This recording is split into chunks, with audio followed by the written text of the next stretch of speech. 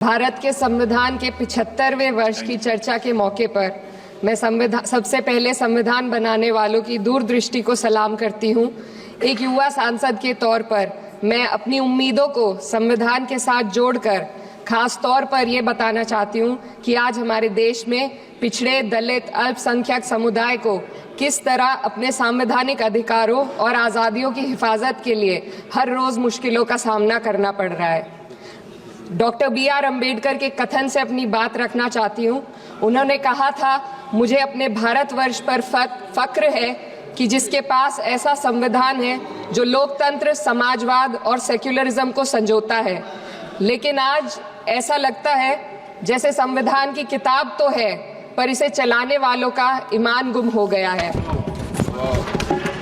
आज हिंदुस्तान में हर वर्ग को किसी न किसी चुनौती का सामना करना पड़ रहा है, मगर अल्पसंख्यक खासतौर पर मुसलमानों पर जो कहर टूटा है वो किसी से छुपा नहीं है।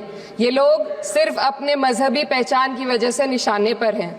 संविधान का अनुच्छेद 15 कहता है कि किसी भी नागरिक के साथ धर्म, जाति या किसी और वजह से भेदभाव नहीं होना चाहिए, लेकिन हकीकत इसके उलट है। हालात इस कदर बिगड़ चुके हैं कि hate speech, mob lynching, bulldozer द्वारा घरों को गिराने की घटनाएं आम हो गई हैं, खास तौर पर उत्तर प्रदेश में, जहां ऐसा लगता है जैसे कानून के नाम पर जंगल राज चल रहा हो। संभल में जो हुआ वो सबके सामने है। पुलिस के संरक्षण में निर्दोष लोगों की हत्या की गई और सरकार ने चुप्पी साध ली। अल्पसंख्यकों पर हिंसा बढ़ती जा रही है, मगर सत्ता में बैठे लोग या तो आंखें मूंदे हुए हैं या फिर इन घटनाओं को बढ़ावा दे रहे हैं। हद तो तब हो जाती है जब न्यायपालिका की बात भी अनसुनी कर दी जाती है। सुप्रीम कोर्ट ने मॉब लिंचिंग पर 11 सूत्रीय निर्देश जारी किए थे। इसमें साफ कहा गया था कि राज्य सरकारें और पुलिस इस तरह की घटनाओं को रोकने और दोषियों पर सख्त कार्रवाई करने के लिए जिम्मेदार है, लेकिन आज भी इन निर्देशों पर अमल नहीं हो रहा है। हाल ये है कि मॉब लिंचिंग को रोकने की बजाय सत्ता में बैठे लोग आग में घी डालने का काम कर रहे हैं। उनकी जुबान से ऐसी बातें निकलती हैं जो नफरत को और बढ़ावा देती है। ये अशांति अब इतनी गहराई तक फैल चुकी है कि हमारे समाज के धर्मनिरपेक्ष चरित्र पर गंभीर सवाल उठ रहे हैं। साल की शुरुआत में ही कई राज्यों में दुकानदारों को अपने नाम बोर्ड पर लगाने के लिए मजबूर किया गया। इसे सेहत और सुरक्षा के कानूनों का हिस्सा बताया गया, मगर असल मंशा कुछ और थी। ये कदम खास तौर पर मुसलमान दुकानदारों को निशाना बनाकर उठाया गया ताकि उनकी रोजी रोटी पर चोट की जाए।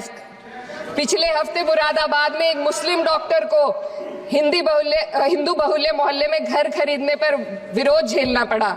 वजह बताई गई कि इससे मोहल्ले की सामाजिक शांति बिगड़ जाएगी। अब आप ही बताइए, क्या ये वजह सही है, जायज है? असल में ये छोटी बड़ी घटना इस बात का सबूत है कि सांप्रदायिकता को बढ़ावा देने वाले बयान और नीतियां हमारे समाज को अंदर से खोखला कर रही है। उत्तर प्रदेश में यति नरसिंहन ने बेहद घटिया बयान दिया, लेकिन सरकार इन बयानों पर कोई कार्रवाई नहीं कर रही। हेट स्पीच न केवल जनमानस के विचारों को प्रदूषित करती है, बल्कि इससे अब संवैधानिक पदों पर बैठे लोगों को भी प्रभावित कर दिया है। अभी हाल ही में माननीय उच्च न्यायालय इलाहाबाद के माननीय न्यायाधीश ने ऐसे बयान दिए जिसका संज्ञान खुद सुप्रीम कोर्ट को लेना पड़ा। संविधान के अनुच्छेद 29 और 30 ने अल्पसंख्यकों को उनके मजहबी और सांस्कृतिक हक दिए हैं ताकि वो अपनी पहचान को बचा सके और अपने संस्थान चला सके, लेकिन आज उन्हीं हकों पर हर तरफ से चोट की जा रही है। वक्फ जैसे बिल लाकर उनके धार्मिक अधिकारों को छीनने की कोशिश की जा रही है।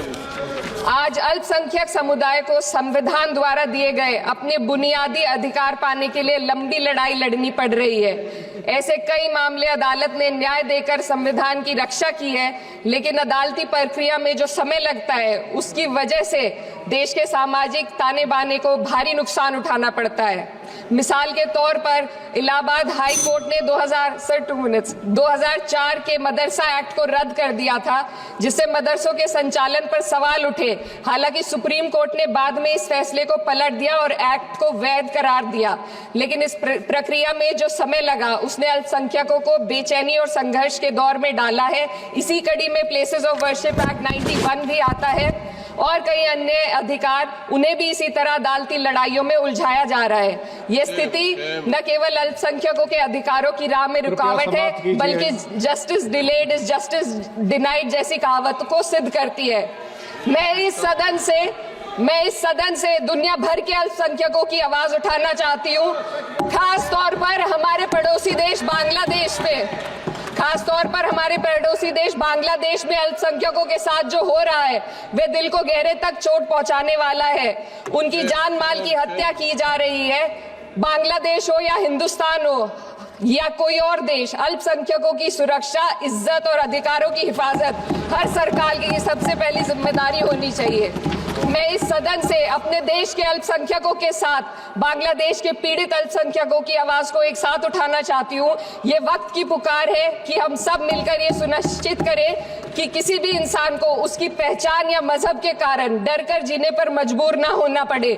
जहाँ हक छीने जाते हैं वहाँ अमन खो जाता है। ये बात हर सरकार को समझनी चाहिए। अगर हम सच में अपने संविधान का सम्मान करना चाहते हैं तो हमें नफरत और भेदभाव को खत्म करना होगा। हमें ये दिखाना होगा कि ये मुल्क हर वर्ग, हर जाति, हर धर्म और हर समुदाय का है, और जब तक ऐसा नहीं होगा तब तक संविधान की आत्मा सिसकती रहेगी। सर, अपनी बात को खत्म करते हुए मैं एक शेर अर्ज करना चाहती हूँ। ये दाग दाग उजाला, ये शब गजीदा शहर, वो इंतजार था जिसका, ये वो शहर तो नहीं। लेकिन अगर इस सदन में बैठे हम सभी सदस्य ये ठान ले कि हमें संविधान के मूल्यों को लागू करना है और उसे लागू करने का प्रयास करें, तो वह सुबह जरूर आएगी जिसके लिए लाखों भारतवासियों ने अपने जानों की कुर्बानी दी थी।